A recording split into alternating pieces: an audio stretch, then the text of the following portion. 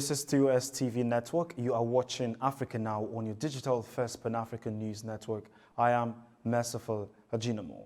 We begin with politics. Police have clashed with protesters in several neighborhoods of the Senegalese capital Dakar, including in front of a courthouse where opposition leader Ousmane Sonko made his first appearance since his arrest on a rape charge. He has denied the allegations and says they are part of a pattern by the authorities of using criminal charges to block opponents from standing in elections. A lawyer for Ousmane Sonko said that the allegations have led to clashes since his arrest on Wednesday between his supporters and police in several towns, with at least one person reported killed. Authorities have responded to the protest by curbing access to the internet and suspending broadcasting by two private TV channels that covered the protest. On Friday, they also banned motorcycles and mopeds, popular among Sonko's young political base, from the streets of the capital. Internet Monitor Net blogs said social media and messaging apps, including Facebook, WhatsApp and YouTube, were restricted early on Friday. Bracing for violence, some schools and shops were shut. Police in full protective gear guarded the court in Dakar as Sonko appeared before a judge. The hearing will continue on Monday. An Ivory Coast parliamentary election on Saturday will see President Alassane Ouattara's party challenged by two opposition parties led by former president. The vote on Saturday is the first test for Ouattara since last year's turbulent presidential election that saw him re-elected with a landslide and was marred by deadly violence. The governing party, Rally of Hauts for Democracy and Peace, faces challenges from both Henry Konan Baudou's Democratic Party of Ivory Coast and Laurent Gbagbo's Ivorian Popular Front, which both boycotted the presidential vote. It is the first election that Gbagbo's faction will contest since 2011, when the former leader was sent to The Hague to stand trial on charges of crimes against humanity over a wave of violence that followed the 2010 election. Ivory Coast constitution limits president to 2 terms, but Ouattara argued a new constitution resets the clock, allowing him to run again. Ivory Coast is still recovering from the short civil war that led to Ouattara's 2010 election victory, his latest election, which was preceded by clashes between political supporters and security forces. Away from politics to insecurity, at least 20 people were killed and 30 wounded by a suicide car bomb just outside the Lou Yemeni restaurant near the port in Somalia's capital, Mogadishu, late on Friday. The bombing occurred at dinner time when the restaurant was full. At least one building near the restaurant collapsed after the blast and people were feared to be trapped in the rubble. No one claimed responsibility for the blast. Police spokesman Sadiq Ali Adan blamed the attack on the armed group Al-Shabaab, which is linked to Al-Qaeda and often targets Mogadishu with bombings. The Lul Yemeni restaurant also was attacked last year. The blast was very heavy and caused massive destruction and civilian casualties. The operation is still going on to establish the exact number of casualties, said security officers Mohammed Usman. Security in Mogadishu had been especially heavy, with thousands of government forces deployed in anticipation of a planned demonstration on Saturday by an alliance of opposition leaders over the country's delayed national election. The demonstration was later postponed. You're watching Africa Now on your digital first Pan-African news network, TOS TV. More stories from the African continent after the break. Do stay.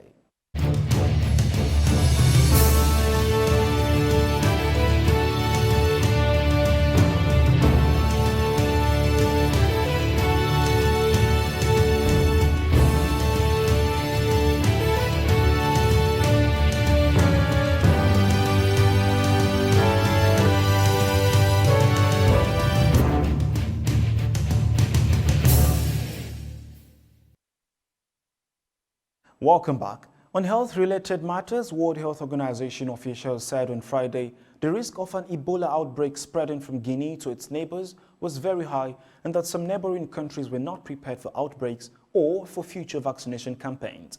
WHO's Guinea representative, Georges Alfred Kibezebo, told a virtual briefing that 18 cases had been identified and 4 of those people had died. So far, 1,604 people have been vaccinated against Ebola in the new outbreak in Guinea.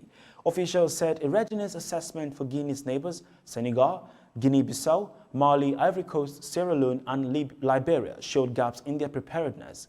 WHO's Regional Emergency Director, Abdul Salam Gouye, said by video conference from Guinea that none of the neighboring countries were completely ready to start Ebola vaccinations should they be required, and that there were not enough vaccines doses available in any case to begin vaccinating preventively.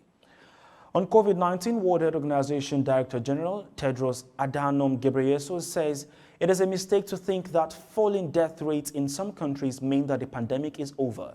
He has warned that there could be third and even fourth waves of coronavirus.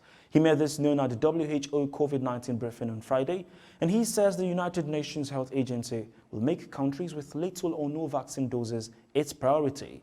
He added that it has been a landmark week for COVAX, with the first vaccination starting in Ghana and Côte d'Ivoire, in addition to those two countries. Angola, DRC, Gambia, Kenya has been delivered vaccines, Lesotho, Malawi and Nigeria, Rwanda also Senegal, Sudan and Uganda. In total, COVAX has delivered more than 20 million doses to 20 countries, he said. Now, Rwanda began its COVID-19 vaccine campaign on Friday, becoming the first nation in Africa to use pharmaceutical company Pfizer doses that require ultra-cold storage. The government has installed special infrastructure to keep the Pfizer vaccine at the required -70 degrees. Authorities began transporting Pfizer and AstraZeneca shots around the nation of 12 million people after they arrived earlier this week. As in most nations, health workers and the elderly are first in line, as President Paul Kagame's government plans to vaccinate up to 30% of Rwandans by the end of this year. At some centers, people were required to sign consent forms before receiving the shot. Those vaccinated were required to stay for about 15 minutes in case of side effects. Rwanda has so far received 102,960 and 240,000 doses of Pfizer and AstraZeneca vaccines respectively via the global COVAX facility. Rwanda's Health Minister Daniel Ngamije said the doses had been distributed to over 500 health facilities countrywide. You're watching Africa Now on your digital First Pan-African News Network, TOS TV.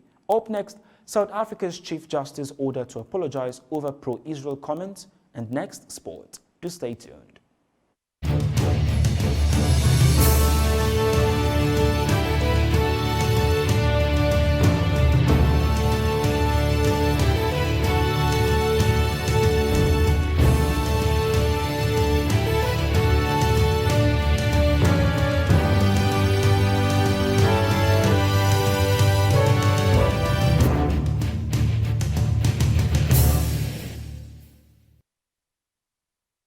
Thanks for staying.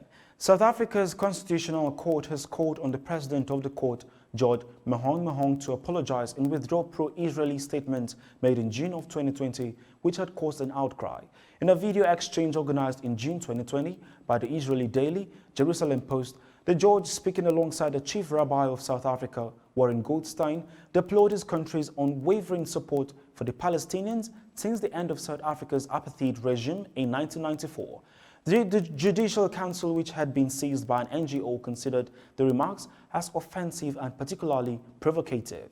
It called on the judge to withdraw them without reservation and to restore the image of justice, publishing the apology within 8 days. Niger police seized the record 17 tons of cannabis resin worth around $37 million bound for Libya, the spokesman for the West African nation's anti-drugs trafficking agency said on Friday. The drugs had passed through the Togolese port of Lomé before being transported by truck north to the Nigerian capital Niamey. Over 1,000 kilometers and 2 border crossings away, said spokesman Adil Toro. The whole was seized on March 2nd from warehouses in Niamey. It is the largest cannabis seizure in Niger's history and the first shipment of drugs known to have come from Lebanon, Toro added. Police have arrested 11 Nigerians and 2 Algerians in Niamey and Agadez in connection with the case, he said. The West African Atlantic Coast region is seen as a frequent stopping point for drugs, including cocaine and cannabis, from South America and elsewhere heading to North Africa and Europe.